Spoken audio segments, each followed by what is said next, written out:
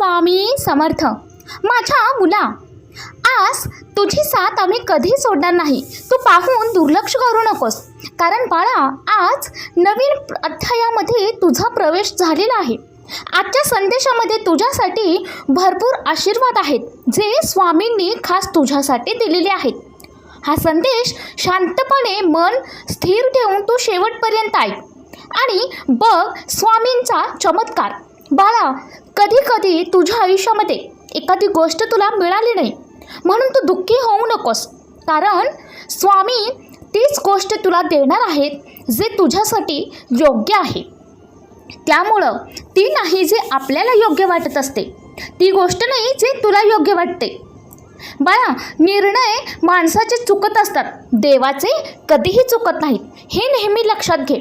त्यामुळे भरपूर आशीर्वाद आणि भरपूर प्रेम तुला स्वामींकडून मिळणार आहे. त्यामुळं मन स्थिर ठेव आणि शांत मनानं हा संदेश ऐकून घे. बाळा, कोणी जर तुला विचारलं की तुझं या जगात स्वतःचं असं कोण आहे, तुझं स्वतःचं असं काय आहे, तर तू त्याला हसून उत्तर दे, माझे स्वामी हे माझे आहेत, मी त्यांचा आहे आणि ते माझे स्वतःचे आहेत. बाळा, चमत्कार हा प्रत्येकाच्या आयुष्यात घडत नसतो, तर चमत्कार हा त्याच्याच आयुष्यात घडतो जे प्रामाणिकपणे मेहनत करतात, जे प्रामाणिकपणे कष्ट करतात आणि आपल्या प्रामाणिकपणाशी कधीही दगाफटका करत नाहीत आणि चुकीच्या मार्गावर जात नाहीत. ते नेहमी स्वामींचा संदेश ऐकून त्यानुसार चालत राहतात आणि स्वामी मार्गदर्शनानुसार चालत राहतात. त्यांच्यासोबत त्यांचा ब्रह्मांड नायक नेहमी पाठीशी असतो. त्यामुळं बाळा, तू नेहमी लक्षात घे, चमत्कार हा तुझ्या आयुष्यात घडणारच आहे. फक्त योग्य वेळ आली की तुला नक्कीच समजेल, कारण प्रत्येक गोष्टीची एक वेळ निश्चित ठरलेली असते बाळा. कारण जी तुझ्या ठिकाणी हे ती गोष्ट निश्चित ठरलेली आहे, त्यामुळं ती वेळ आणि ती गोष्ट कुठेही जात नाही आहे. फक्त वेळ आली की तुला त्या जागी स्वामी नेतील आणि तुझा चमत्कार घडवतील. बाळा, लक्षात घे, वरवर जरी तुला सगळ्या गोष्टी छान वाटत असतील, प्रत्येकाच्या आयुष्यामध्ये असे काही लोक असतात जे तुझ्या आजूबाजूला असतील, तुझ्या अवतीभोवती असतील, पण वरवर जरी तुला सगळ्या गोष्टी चांगल्या वाटत असतील तरी देखील तू डोळे झाकून विश्वास ठेवू नकोस. विश्वास ठेवण्यापूर्वी तू एकदा विचार कर, स्वामींचं नामस्मरण कर, मग तुला सगळ्या गोष्टी समजतील. बाळा, नेहमी लक्षात घे, आयुष्यभर कोणी सोबत नसतं. जे काही ऋणानुबंध आहेत ते तुझ्या जन्माचं प्रारब्ध असतं. कुणीही तुला विनाकारण त्रास देत नाही, प्रत्येक मागं काहीतरी कारण असतं. त्यामुळं त्रास करून घ्यायचा नाही किंवा त्रास द्यायचा नाही. स्वामी नेहमी तुझ्या पाठीशी आहेत आणि ते प्रत्येक मार्गात तुला मार्गदर्शन करतील आणि प्रत्येक ठिकाणी ते तुझ्या सोबतच असतील. बाळा, पायाला खडे टोचतात म्हणून जमिनीवरती शाल अंथरण्यापेक्षा तू तुझ्या पायामध्ये चप्पल घातलीस तर ते बरं होईल. कारण कसं आहे बाळा, जगाला सुधरवायला जाण्याच्या पेक्षा स्वतःमध्ये बदल केलेला कधीही चांगला. जोपर्यंत एखाद्यावर अप्रिय प्रसंग पेटत नाही किंवा त्याला आदल घडत नाही किंवा त्याला अडचण काय असते, दुःख काय असतं, संकट काय असतं, याचा सामना त्याला करावा लागत नाही, तोपर्यंत त्याला त्या परिस्थितीचं गांभीर्य कळत नसतं जे तुला कळलेलं आहे. त्यामुळं परिस्थितीनुसार तू स्वतःमध्ये बदल केलास तर सगळ्यात चांगलं होईल आणि त्यामुळं तुला कुठल्याही नुकसान होणार नाही आणि तुझं कार्य पूर्ण होत राहील. कुठल्याही नियतीच्या पटलावर कधी काय होईल हे सांगता येत नाही. त्यामुळं तू स्वामींचं नामस्मरण करत जा आणि तुझं कार्य तू करत राहा. तुझ्या आजूबाजूला अवतीभोवती असेही लोक असतील जे कुणालाही कमी लेखत असतील, स्वतःला खूप शहाणे समजत असतील, तर बाळा तुला त्याकडे दुर्लक्ष करायचं आहे. कुणी टोचून बोलत असतील, टोमणे मारत असतील, ताने मारत असतील, कुणाचा पान उतारा करत असतील, अपमान करत असतील, कुणाच्याही गरिबीवर हसत असतील किंवा कुणाच्याही टिचण्यावर हसत असतील, तर बाळा अशा लोकांपासून तुला दूर राहायचं आहे. कारण ती लोक त्यांचा तो स्वभाव कधीही सोडणार नसतात. त्यामुळं अशा लोकांकडे दुर्लक्ष करून आपण आपले कार्य करत राहायचं, कारण स्वामी माऊली नेहमी तुझ्या पाठीशी आहेत आणि अशा लोकांना स्वामी कधीही साथ देत नाहीत. त्यामुळे नेहमी लक्षात घे बाळा, जिथे प्रामाणिकपणा आणि मनापासून भक्तिभाव असेल, श्रद्धा असेल, तिथे स्वामींचा आशीर्वाद नक्कीच पाठीशी असतो बाळा. त्यामुळं नेहमी लक्षात घे, जो आवाज तू ओळखतोस ती तुझी खूण आहे. तुझ्या भक्तासाठी जो करतो आहे ते अजून त्याला उगम झालेला नाही आहे. स्वामींना अंत नाही आहे. ते नेहमी तुझ्या पाठीशी आहेत बाळा. स्वामी फक्त संत नाही आहेत, तर त्यांचं फक्त तू मनापासून एकदा नामस्मरण कर, मग बघ नेहमीच ते तुझ्या पाठीशी राहतील आणि प्रत्येक संकटात तुला सहकार्य करतील. बाळा, आजचं जग कसं आहे, जिथं कोणी चुकलं असलं तरी देखील मी चुकीचं आहे किंवा माझी चूक झाली असं कोणीही समोरून सांगणार नाही. त्यामुळं स्वतःची चूक मान्य करायला देखील तेवढंच धाडस लागतं, तेवढंच मोठं मन लागतं बाळा. नेहमीच लक्षात घे. त्यामुळं सगळंच सुंदर असतात किंवा सगळेच बरोबर असतात, कुणाच्याही विचार, कुणाच्याही गुण, रूप हे सगळे चांगलंच आहे असं तू गृहीत धरूच नकोस. त्यामुळं कुठली सुंदरता आपण बघतो ते महत्त्वाचं आहे, कारण देवाने प्रत्येकाला सुंदरच बनवलं आहे. त्यामुळे त्यामध्ये भेदभाव न करता, स्वतःची तुलना इतरांशी न करता बाळा, तू जसा आहेस तसाच राहा. त्यामुळं कोण काय म्हणतं किंवा कोण काय बोलतं याकडे दुर्लक्ष करून तू स्वतःचं कार्यावर लक्ष दे.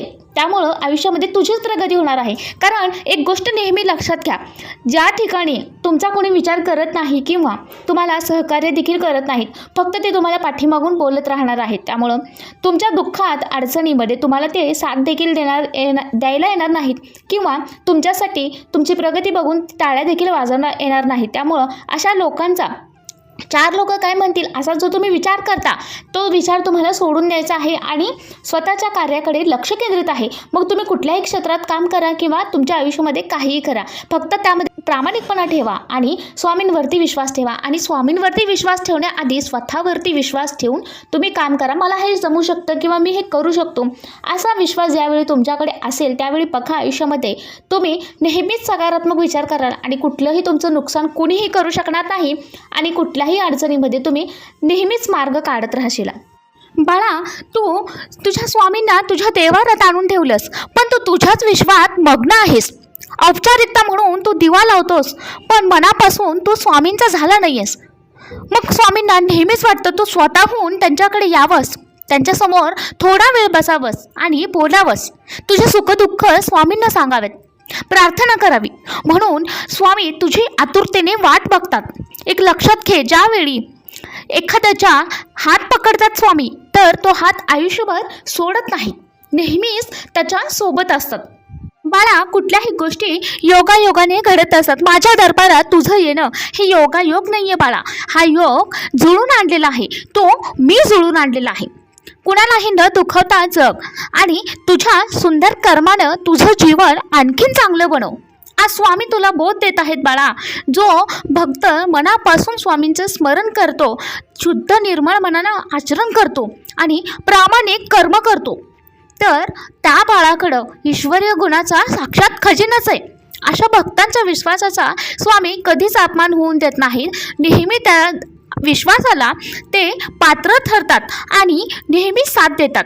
त्यामुळं सुरुवातीला तुला कुठल्याही कामात कितीही त्रास झाला तरी त्याला न्याय हा नेहमी मिळणारच आहे आणि अंतिम विजय तुझाच होणार आहे, हे नेहमी लक्षात घे. बाळा, तुझ्या शत्रूंची, तुझ्या जे हितचिंतक नाही आहेत, जे तुझं नुकसान करतील, अशा लोकांपासून तुला स्वामीने नेहमीच बचाव केलेला आहे आणि वेळोवेळी संकेत दिलेले आहेत. अशा लोकांना त्यांच्या कर्माची शिक्षा ही मिळणारच आहे. त्यामुळं आपल्या आयुष्याला दोष न देता तू तुझं कार्य करत राहा. बाळा, एक गोष्ट नेहमी लक्षात घे, जी लोक आपलं काय चुकलं हे शोधून काढतात आणि पुढे जातात आणि ती चूक सुधारतात, तर तीच व्यक्ती नेहमी प्रामाणिक असते आणि तीच व्यक्ती पुढे जाऊन प्रगती करत असते. पण स्वतःची चूक बाजूला ठेवून कोणाचं चुकलं हे शोधणारे हे मात्र आहे तिथंच राहतात. त्यांची कधीही प्रगती होत नाही किंवा ते आयुष्यामध्ये काही करू शकत नाहीत किंवा काही बदलही घडवू शकत नाहीत. त्यामुळं बाळा, तुझ्याकडे गोष्टी आहेत, तुझ्याकडे ज्या गोष्टी आहेत त्या गोष्टीमध्ये तुला जर रमता आलं, तर तुझ्याकडे ज्या गोष्टी नाही आहेत त्या गोष्टींची तुला हुरहुर कधीच लागणार नाही किंवा तुला दुःखही वाटणार नाही. त्यामुळं तुझ्याकडे जे आहे त्यामध्ये समाधानी राहा, आनंदी राहा. त्यामुळं तुला आणखीन भरपूर खजिना तुला स्वामी नक्कीच देतील, जे तुझ्या आनंदासाठी उपयोगी पडेल. तुझ्यासाठी जे काही योग्य असेल ते नेहमीच तुला स्वामी देतील. त्यामुळं अपेक्षा ठेवू नकोस, तुझं कार्य करत राहा. त्यामुळं वस्तुस्थिती आणि परिस्थिती जे काही असेल त्याला सामोरं जायची तयारी ठेव आणि संयम आणि धैर्य ठेवून तुझं कार्य करत राहा. दुःखाचा जर विचार करत बसलास तर समोर जे सुख उभं आहे ना ते देखील तुझ्या डोळ्यांना दिसायचं बंद होईल. त्यामुळं बाळा, दुःखाचा जास्त विचार करू नकोस. आणि सुख आणि दुःख हे माणसाच्या परिस्थितीपेक्षा त्याच्या मनस्थितीवर अवलंबून आहे. त्यामुळे तू जसा विचार करशील तू तसा बनणार आहेस.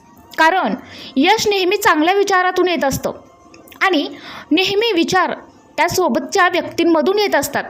त्यामुळे तुझी संगत कशी आहे, तुला पाठिंबा कोणत्या लोकांकडून आहे हे तुला जाणून घेणं महत्त्वाचं आहे.